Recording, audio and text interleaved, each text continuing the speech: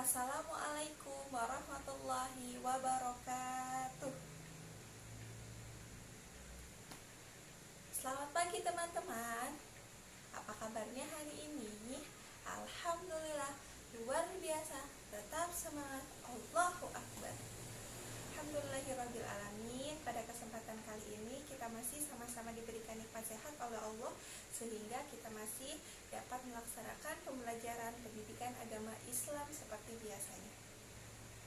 Nah, sebelum memulai kegiatan belajar kita pada hari ini, mari sama-sama kita awali dengan berdoa. Kita awali dengan membaca basmalah bersama-sama. Bismillahirrahmanirrahim. Alhamdulillahirrabbilalamin. Kita sudah selesai berdoa. Oke, baik teman-teman. Sebelum kita masuk ke dalam pembelajaran, Miss Putri mau ajak teman-teman dulu untuk supaya lebih semangat lagi ya. Kita awali dengan tepuk semangat ya. Tepuk semangat.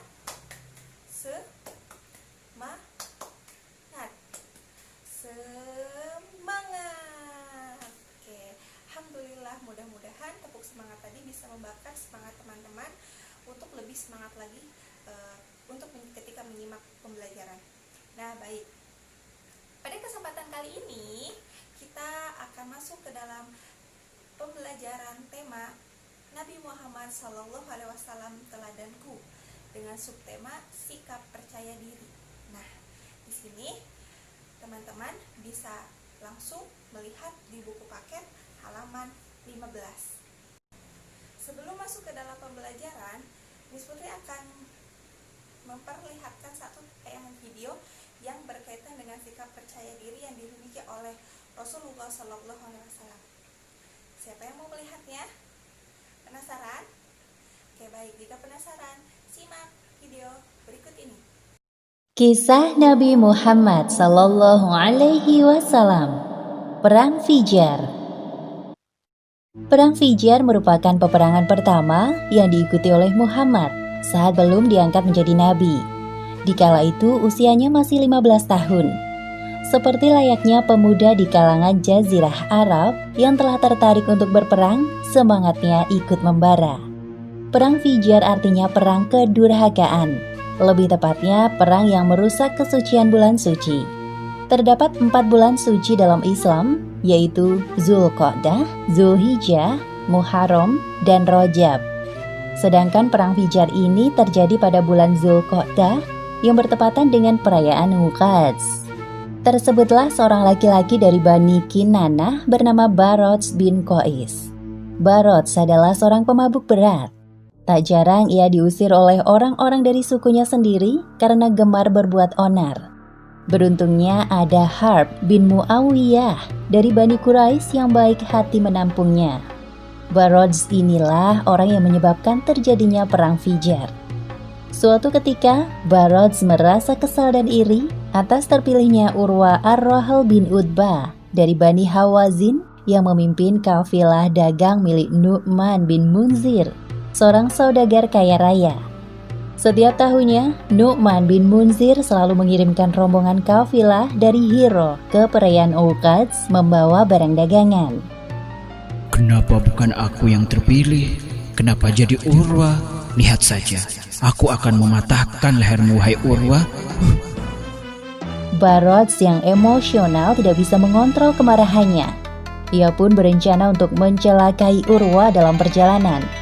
Padahal tidak diperkenankan terjadi pertumpahan darah pada saat bulan suci.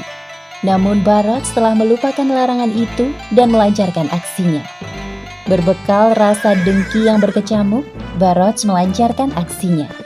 Diam-diam Barods mengikuti kafilah dagang Urwa dan membunuhnya sampai meninggal dunia.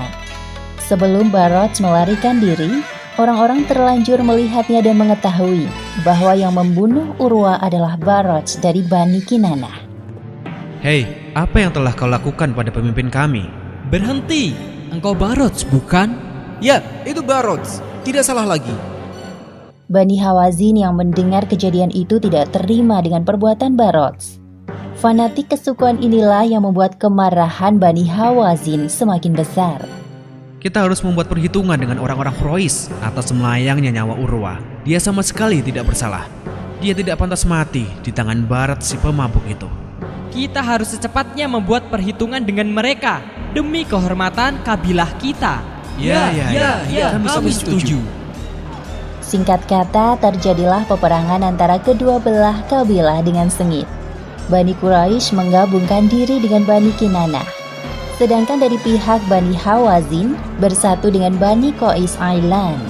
Pada awal pertempuran, Muhammad bertugas untuk memunguti anak panah lawan yang berjatuhan untuk diberikan kepada paman-pamannya yang sedang berperang. Kedudukan kedua belah pihak saling imbang. Pihak Bani Hawazin memperingatkan bahwa perang belum berakhir. Perang akan kita lanjutkan tahun depan, tepat pada perayaan Uqas. Uqadz adalah perayaan kebanggaan bangsa Arab jahiliyah yang paling terkenal di Arab. Di sana mereka bebas melakukan transaksi perdagangan, memamerkan prestasi, menunjukkan syair, saling adu kekuatan, serta banyak hiburan selama 1 pekan.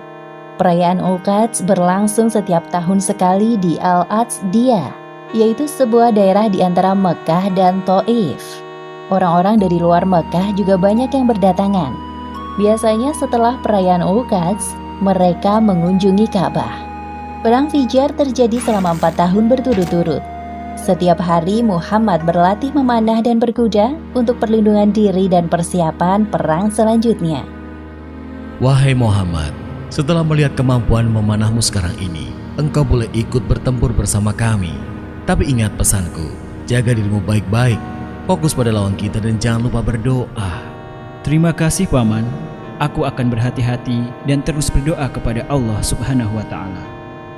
Muhammad remaja merasa tertantang ketika menembakkan anak panah dengan kedua tangannya ke badan lawan. Tidak sedikit korban berjatuhan dari masing-masing kabilah karena peperangan ini. Akhirnya waktu yang dinantikan tiba. Perang berakhir dengan perjanjian perdamaian. Isinya yakni pihak yang paling sedikit korbannya harus membayar ganti rugi kepada pihak lawan sejumlah selisih kelebihan korban. Dalam hal ini Bani Quraisy lah yang harus membayar kompensasi sebanyak 20 orang Hawazin karena lebih sedikit korbannya. Demikianlah akhir kisah Muhammad dalam Perang Fijar.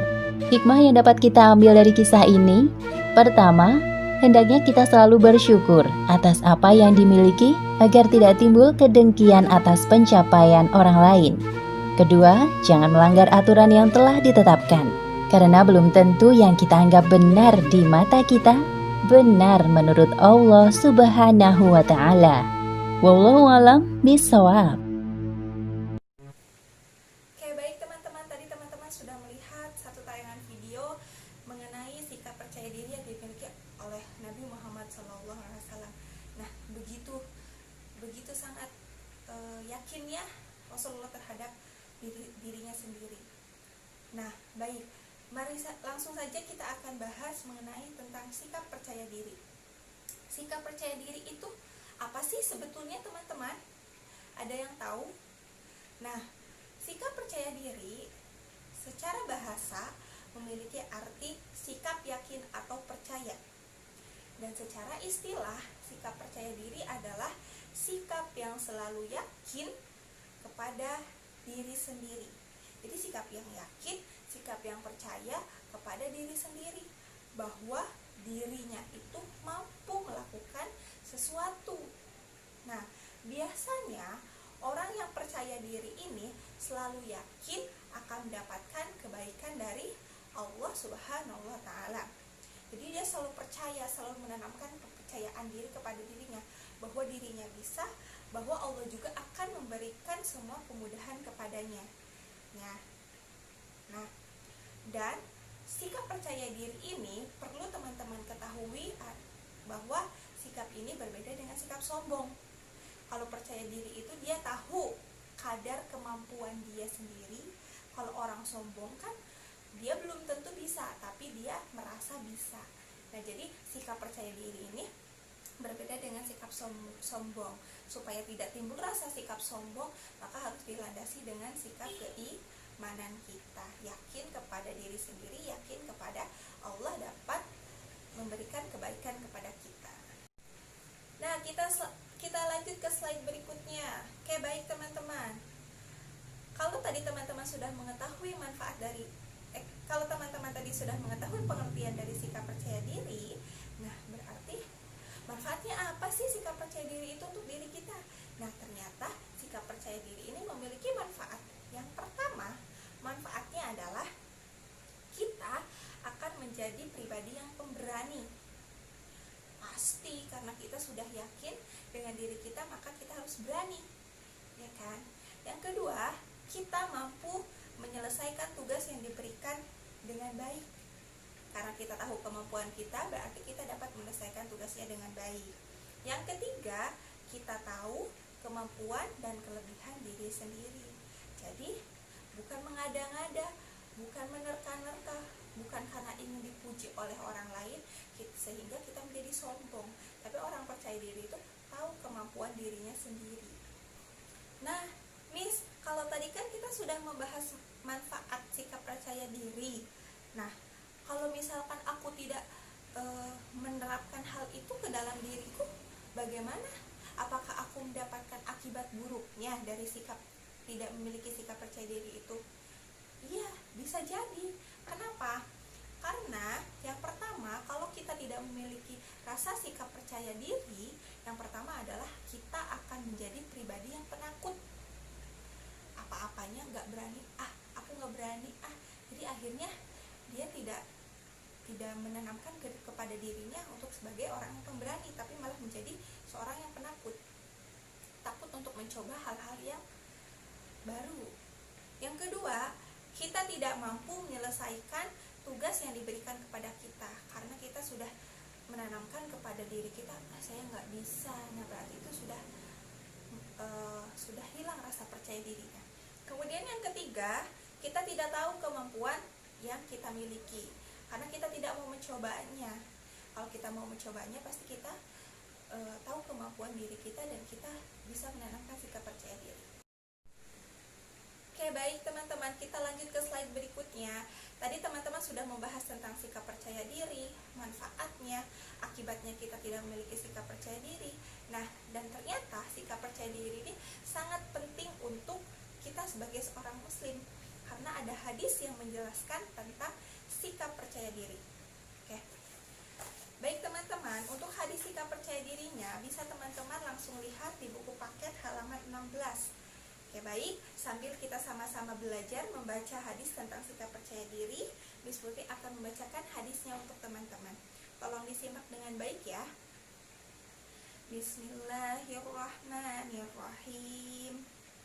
An Abi Dzarrin qala Rasulullah sallallahu alaihi wasallam yaqulullahu azza wa jalla man jaa bil hasanati falahu asyru amsalha wa azidu wa man jaa bis sayyiati fajazaa'uhu sayyi'atun mithluha aw aghfir. Rawahu Muslim. Yang artinya, dari Abu Dzar radhiyallahu berkata bahwasannya Rasulullah Shallallahu alaihi wasallam bersabda, sesungguhnya Allah Subhanahu wa taala berfirman, barang siapa yang melakukan kebaikan, maka baginya akan mendapatkan 10 kali lipat atau lebih. Dan barang siapa yang melakukan satu keburukan, maka balasan satu keburukan itu adalah satu dosa yang seimbang atau aku mengampuninya. Hadis riwayat Muslim. Oke, baik teman-teman, sekarang kita akan membahas mengenai pokok pembahasan hadis tentang percaya diri. Dan ternyata di dalam hadis tersebut dibahas ada 3 pokok pembahasan. Yang pertama, Allah akan memberikan yang terbaik jika manusia mau bersikap percaya diri dan mau berusaha. Yang kedua, jika kita berbuat baik, maka Allah akan memberikan balasan yang berlipat ganda. Dan yang ketiga, jika kita melakukan keburukan, maka Allah akan memberi balasan yang setimpal. Jadi dari hadis tersebut bisa kita simpulkan bahwa jika kita mau memberikan yang terbaik, jika Allah ingin memberikan kita yang terbaik, maka kita harus percaya diri dan apa yang akan kita perbuat jika itu kebaikan, maka akan mendapatkan balasan kebaikan pula. Dan apabila yang kita lakukan itu adalah keburukan, maka akan mendapatkan balasan keburukan pula. Nah, itu kesimpulan dari hadis yang tadi sudah kita baca bersama-sama. Nah, kita sebagai anak muslim tidak diperbolehkan memiliki sikap yang lemah, rendah hati, atau merasa tidak mampu akan melakukan sesuatu. Sebaliknya, anak muslim hendaknya memiliki sikap kuat dan percaya diri. Nah, seperti apa yang diajarkan oleh Rasulullah, seperti yang sudah Rasulullah contohkan, ada beberapa sikap percaya diri Nabi Muhammad SAW. Yang pertama, Nabi Muhammad SAW ikut serta dalam perang Al-Fizar. Jadi ketika itu usia Rasulullah masih remaja. Nah, jadi awalnya Rasulullah itu tidak mengikuti perang. Awalnya dia hanya membantu pamannya mengumpulkan anak panah. Namun karena Rasulullah merasa ini tanggung jawab saya sebagai seorang muslim untuk membela agama saya, dan beliau percaya, beliau yakin bahwa beliau bisa melakukannya, akhirnya Rasulullah ikut serta melepaskan anak panah dalam perang Al-Fizar tersebut. Nah, dan yang kedua, sikap percaya Nabi Muhammad itu bisa teman-teman lihat ketika Nabi Muhammad SAW memutuskan tentang peletakan Hajar Aswad. Nah, usia beliau ketika itu berusia 35 tahun. Apa yang terjadi? Yaitu terjadi adanya perselisihan antara para pembesar Quraisy. Apa perselisihan yang terjadi? Mereka berebut hak untuk siapa yang berhak meletakkan batu Hajar Aswad. Nah, akhirnya ternyata perselisihan tersebut hampir sampai menimbulkan peperangan saudara. Nah, ketika itu Nabi Muhammad SAW bersikap bijaksana. Ketika itu Rasulullah mengungkapkan pendapatnya tentang siapa yang seharusnya berhak meletakkan Hajar Aswad tersebut. Nah, di situ Rasulullah bijak. Rasulullah mengatakan pendapatnya bahwa semuanya berhak meletakkan batu Hajar Aswad dengan cara batu tersebut disimpan di atas kain, kemudian kain tersebut silahkan dipegang setiap sisinya oleh para pembesar Quraisy yang berhak untuk meletakkan Hajar Aswad. Jadi tidak ada lagi perpecahan, tidak ada lagi musuh di antara para pembesar Quraisy. Nah, yang ketiga, Nabi Muhammad SAW berdakwah dengan percaya diri. Nah, seperti yang teman-teman ketahui bahwa Rasulullah diangkat menjadi Nabi dan Rasul itu ketika usia 40 tahun. Awalnya mungkin dakwahnya beliau masih sembunyi-sembunyi. Namun, karena beliau harus menyampaikan kebenaran yang datangnya dari Allah untuk orang-orang kafir Quraisy, akhirnya Rasulullah berani, akhirnya Rasulullah percaya diri untuk melakukan dakwah secara terang-terangan kepada kafir Quraisy.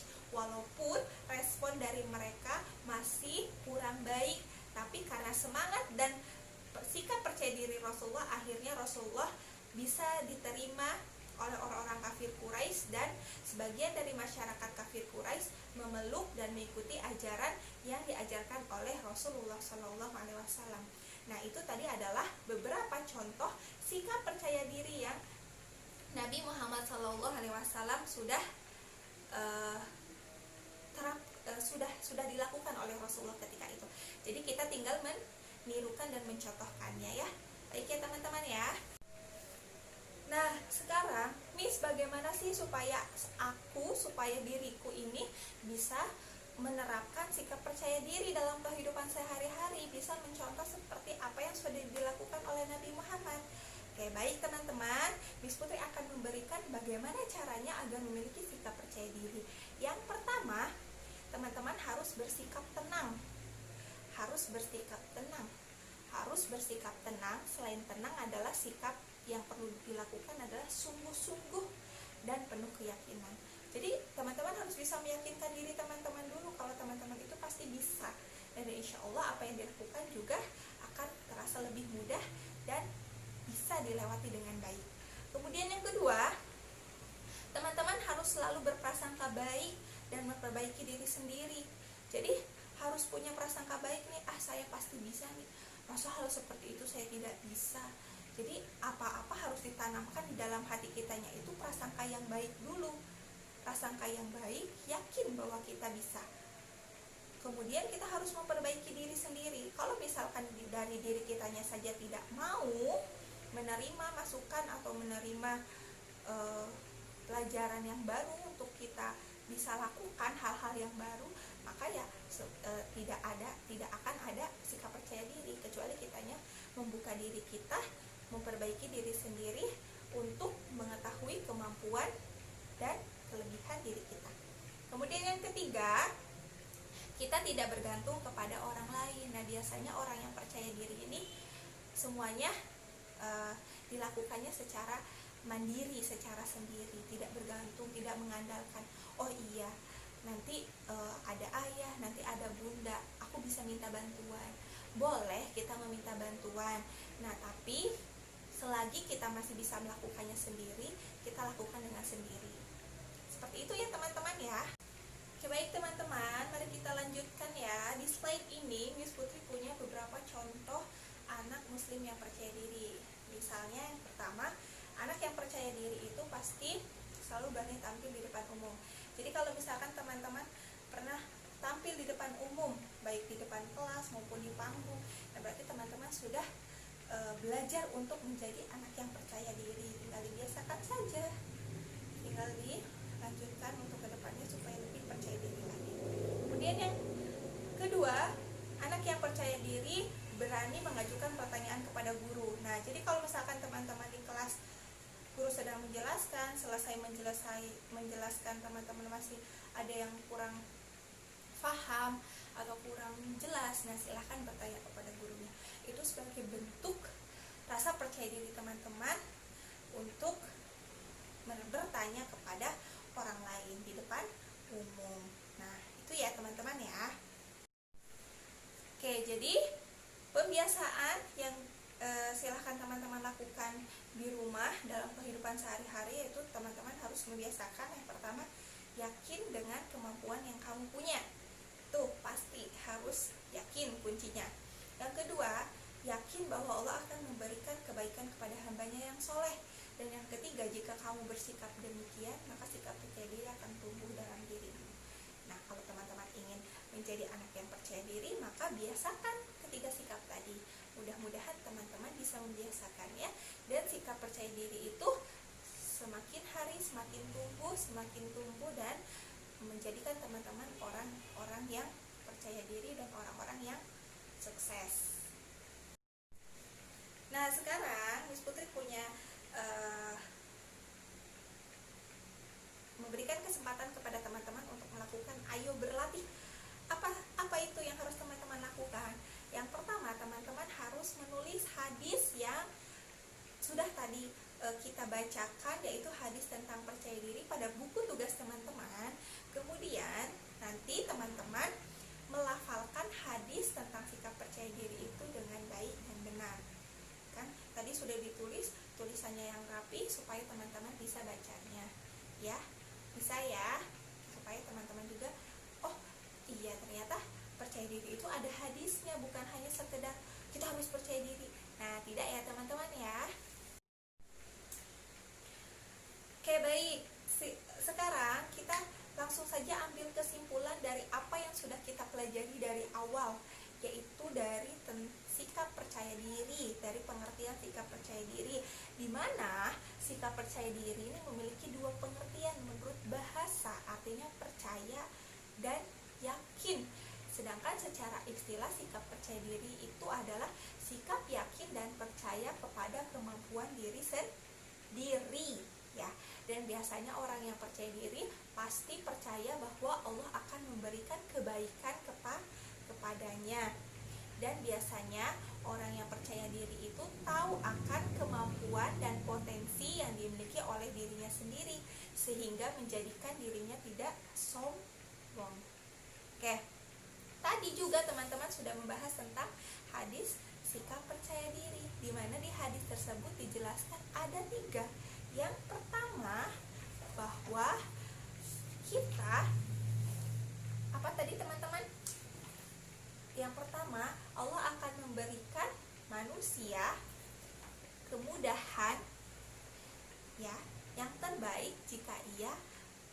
bisa melakukan sikap percaya diri. Yang kedua, kebaikan yang kita lakukan sekecil apapun akan mendapatkan balasannya. Dan sebaliknya, jika kesalahan atau kejelekan yang kita lakukan sekecil apapun, maka akan mendapatkan balasannya juga. Ya, terus tadi juga sudah membahas tentang manfaat sikap percaya diri, manfaatnya kita menjadi berani, kemudian apalagi kita bisa menyelesaikan tugas dengan baik, dan kita tahu kemampuan dan potensi diri kita. Nah, kemudian apalagi tadi yang sudah kita bahas? Tadi yang sudah kita bahas ada beberapa sikap percaya diri yang Rasulullah contohkan. Yang pertama, ketika itu Rasulullah ikut serta dalam perang Al-Fizar. Ketika itu usianya masih sangat muda ya. Kemudian yang kedua, Rasulullah juga memberikan pendapat dengan percaya diri kepada pembesar Quraisy dalam peletakan batu Hajar Aswad. Yang ketiga, Rasulullah dengan percaya diri melakukan dakwah secara terang-terangan kepada orang kafir Quraisy. Nah, itu adalah kesimpulan yang bisa kita ambil dari pembelajaran kita hari ini. Mudah-mudahan teman-teman bisa mengikutinya dengan baik.